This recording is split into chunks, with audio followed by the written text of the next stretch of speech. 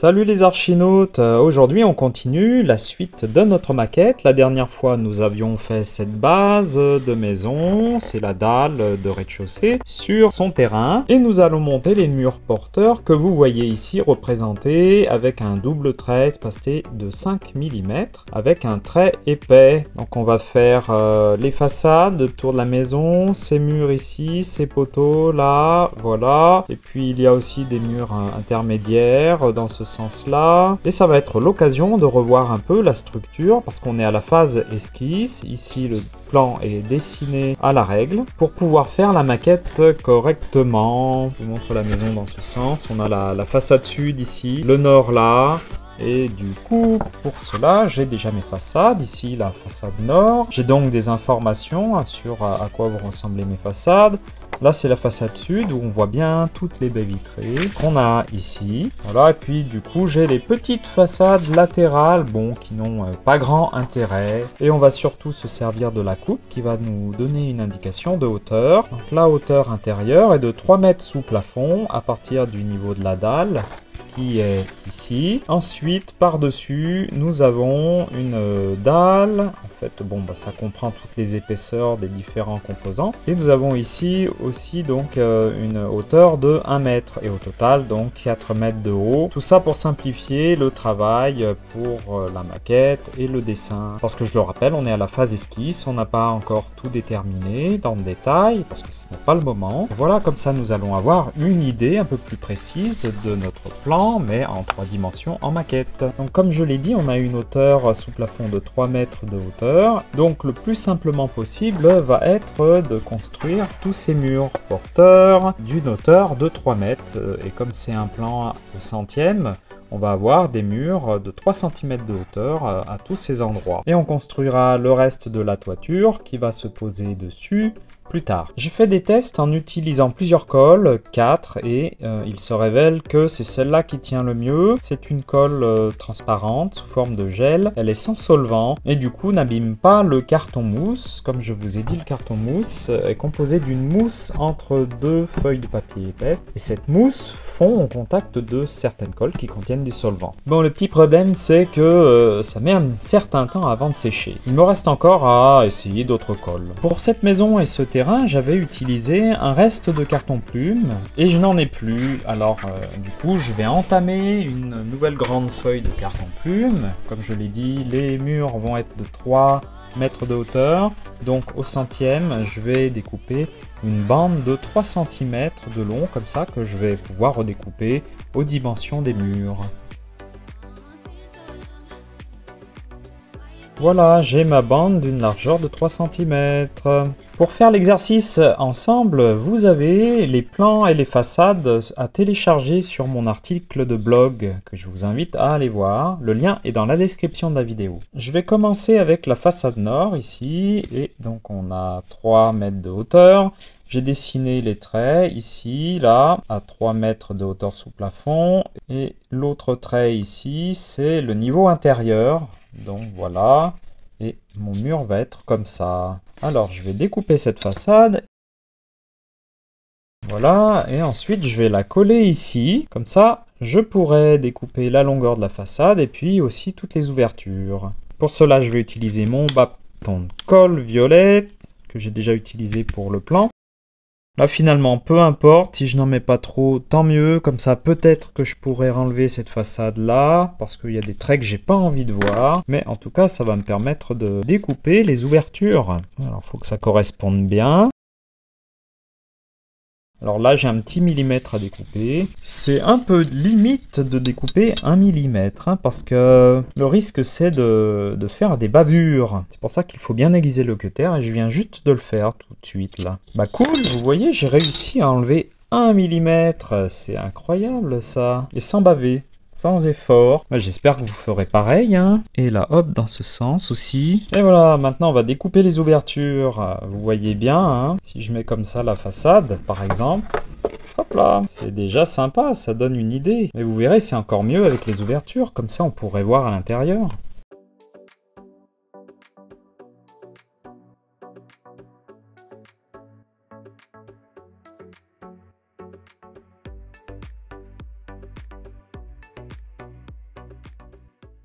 Et voilà, j'ai découpé ma façade. Et bah c'est pas facile, surtout pour les petites fenêtres comme ça, les petites distances. Et puis en plus de ça, il y a des, comment dire, des poteaux entre les fenêtres là qui sont très resserrés. Il faut pas aller trop loin, sinon on découpe aussi ce petit morceau. Voilà, et puis donc avec le cutter, vous voyez, je suis allé un peu plus loin. Mais bref, voilà.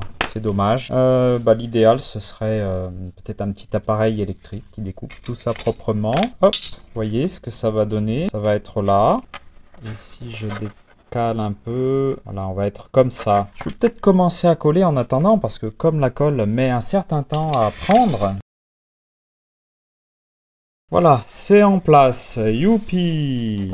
Ça donne déjà une petite idée, hein, n'est-ce pas? En plus, avec les ouvertures, c'est vraiment bien, on pourra tout voir. Et ben, je continue, hein, maintenant. Je vais faire tout ça, c'est des poteaux, là, ici, là et là. Là, c'est beaucoup plus simple, pas besoin de récupérer une façade que j'ai déjà dessinée.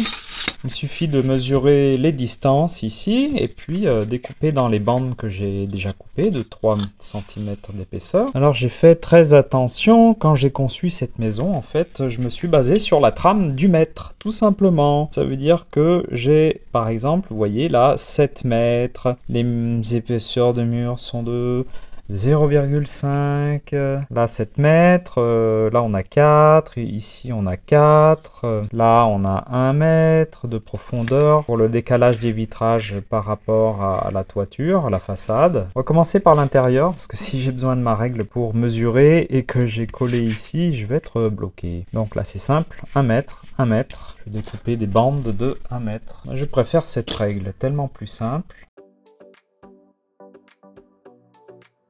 Je vais coller au fur et à mesure, comme ça, je vois si je fais des bêtises ou pas.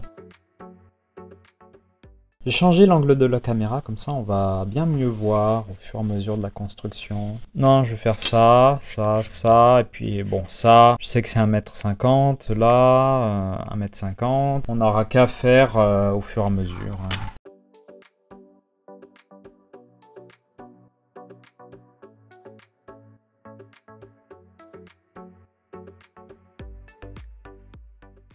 Et voilà où nous en sommes. Alors j'avais découpé ici, comme vous voyez, une porte communicante.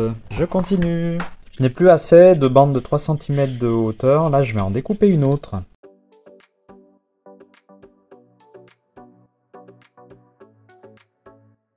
Alors maintenant qu'on a commencé à coller les premiers murs, c'est plutôt difficile d'aller mesurer ici. Alors bon, j'ai un autre plan sur lequel je vais mesurer, tout simplement.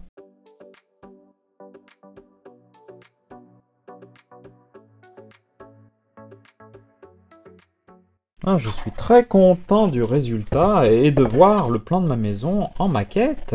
Ça commence bien, hein. Puis finalement, la colle tient bien, ça ne glisse pas trop.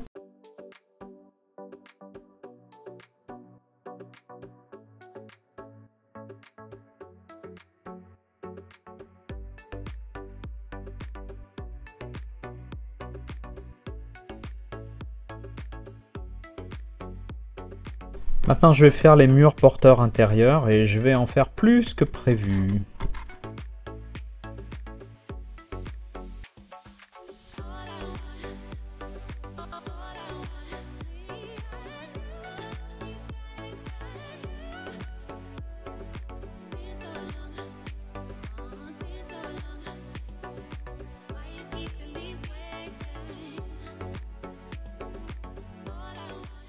Et voilà où nous en sommes. Je vais essayer de voir où je peux ajouter des murs porteurs parce que bon, c'est toujours mieux de toute façon et puis c'est l'occasion de le faire. Voilà, donc ici je vois que j'ai oublié de construire un linteau au-dessus du passage de la porte. En général, en construction, on ne peut pas faire des portées comme ça sans avoir des murs qui sont dans l'autre sens parce que sinon, bon, s'il y a une poussée dans ce sens, c'est comme un jeu jeu de domino, tout bascule. C'est pour ça ici que vous avez ce mur de refend intérieur qui stabilise ces murs-là. C'est aussi à ça que servent les angles de murs ici. Et là aussi, j'ai revu un peu mon concept. Vous voyez ici, c'est divisé en 3 baies vitrées, dont certaines en porte. Tout comme ici, je me dis, bah tant pis, ce n'est pas grave. Alors ce que je vais faire, c'est ajouter ici 1 mètre là, et on n'aura plus qu'une baie vitrée de 2 mètres de large. L'avantage, c'est que derrière ce mur, ici, de toute façon, on va mettre des meubles de cuisine. Donc ça ne va pas gêner. Donc je vais le faire et je vous explique ensuite. Alors je vais en mettre un ici, 1, 2, 3, 4, 5 et 6.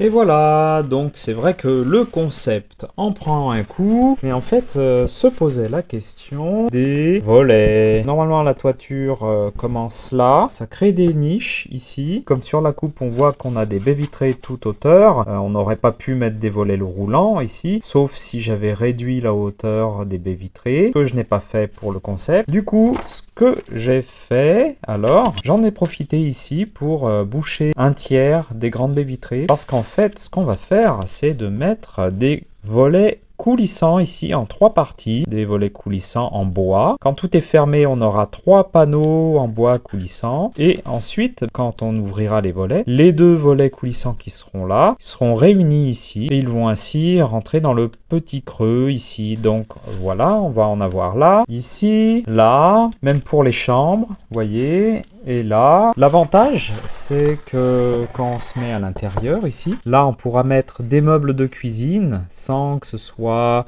visible, sans que la tranche des meubles ici soit gênante. Ça veut dire qu'on pourrait très bien mettre un meuble haut de cuisine ici sans déranger. Pareil pour le côté salon ici, on pourra très bien mettre des meubles. Ce sera beaucoup plus pratique à meubler. Pareil pour les chambres. Ici, là par exemple, ça permettra d'avoir une table de nuit, le lit, une table de nuit. Voilà. Donc je vais essayer de voir où est-ce qu'on met. Par ici, des murs porteurs, peut-être dans ce sens-là pour bien structurer l'ensemble. Voilà, j'ai trouvé, d'ailleurs, ça va un peu changer l'organisation de la maison, car en fait, là, j'avais prévu une suite parentale et une chambre d'enfant, et là, une chambre d'enfant adolescent, un peu indépendante. Mais du coup, ce que je vais faire la suite parentale là. Là, ce sera 2 chambres d'enfant. Ici, on va réorganiser ensemble avec un placard d'entrée, un WC, la salle de bain par là. Voilà, on va voir ce qu'on fait ici. Mais ce que j'ai envie de mettre, en fait, c'est un mur porteur qui continue ici. C'est pour ça que ça aurait fait une petite chambre là. Et je vais mettre un mur porteur ici, là aussi. 1, 2, ce sera déjà pas mal. Éventuellement un comme ça aussi. Puis on verra bien comment on va redécouper tout ça. Comme j'ai dit, la maquette est l'occasion de revoir un peu les choses. Je dois ajouter, et je vous l'avais dit, en fait, les murs extérieurs, tous les murs, même intérieurs, font 50 cm d'épaisseur. Peut-être que vous trouvez ça beaucoup. Mais en fait, cette maison serait construite en briques monomure, qui est isolante. En fait, elle est alvéolaire. Et même les murs porteurs intérieurs seraient construits en briques monomure, ce qui permettrait aussi d'accumuler la chaleur. Donc, ces murs-là intérieurs, de 50 cm d'épaisseur en briques alvéolaires, a aussi une fonction thermique dans le fonctionnement de la maison, surtout en hiver. En fait, en hiver, ça permettrait de conserver de la chaleur, et en été, ça permet de conserver de la fraîcheur.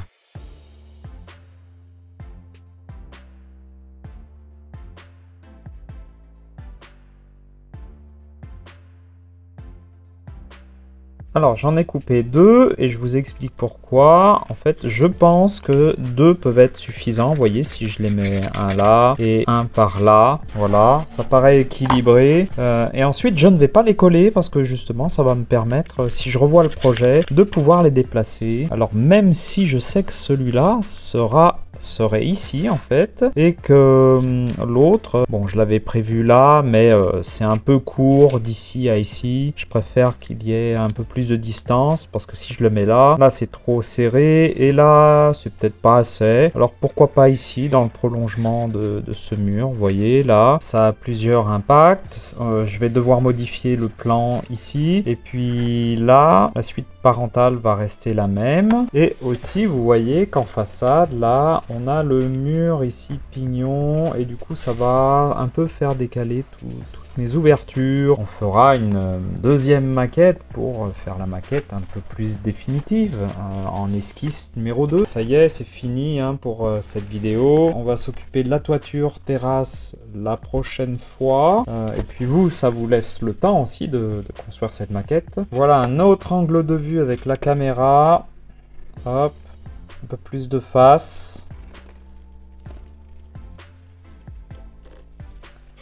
Comme je l'ai dit, en fait, on a une hauteur de 50 cm ici, avec une allée qui fait tout le tour de la maison, parce que je me suis dit, bon, cette maison pourrait être habitée par une personne à mobilité réduite. C'est pour ça qu'on est à la même hauteur ici. Là, à moins 2 cm par rapport ici, comme la réglementation l'exige. Vous voyez, on peut faire le tour partout. Ce qui est aussi plus simple pour faire ma maquette, je l'avoue. On va aussi faire les vitrages, les cloisons. On va peut-être revoir un peu le plan bientôt. La toiture terrasse, à voir. Pour l'instant, je n'ai pas mis de matériaux en façade. Ça pourrait être dans une autre maquette, un peu plus définitive, parce que là, on va dire que c'est la maquette d'esquisse. Et bien voilà, vous avez tous les liens dans la description pour retrouver les plans à télécharger pour faire votre maquette, aussi les façades. Je vous laisse aussi faire ce que vous voulez. Vous préférez là, si vous préférez ici, parce que vous avez une idée de plan, allez-y. Tiens, d'ailleurs, on peut mettre un seul mur porteur, et ici, du coup, c'est largement suffisant. D'autant plus que si j'avais un mur porteur ici de 50 cm d'épaisseur, la suite parentale aurait 1 mètre carré de moins. Et ben voilà, mes archinautes, dessinez de beaux plans, construisez de belles moquettes, amusez-vous bien, et à bientôt pour la suite.